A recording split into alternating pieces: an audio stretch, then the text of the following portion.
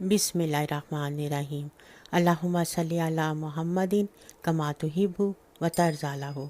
अस्सलामुअलैकुम।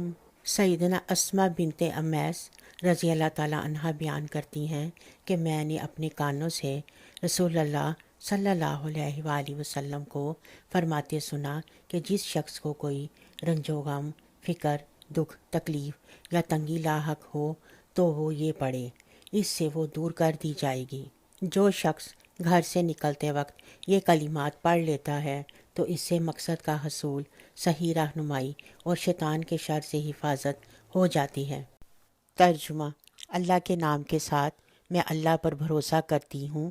किसी बुराई से बचना और किसी भलाई को पाना फ़कत अल्लाह ही की तौफीक से मुमकिन है। सैयदना अब्दुल्ला बिन मसऊद रज़ी अल्लाह ताला अन्हा बयान करते हैं कि रसूलुल्लाह सल्लल्लाहु अलैहि वसल्लम ने फरमाया, जो शख्स रोज़ाना रात के वक्त सूरह वाक़िया पढ़ता है, इस पर कभी फाका कशी की हालत ना आएगी। अल्लाह करीम से दुआ है कि वो हमें और आप सब सुनने वालों को नमाज का पाबंद बनाए। आमीन। उम्मीद है हमारी आज की ये वीडियो आपको पसंद आई होगी। अपना और अपने गिरदोनवा का बहुत ख्याल रखें, दुआओं में हमें याद रखें। मिलते हैं एक अगली वीडियो में, तब तक के लिए अल्लाह हाफिज़।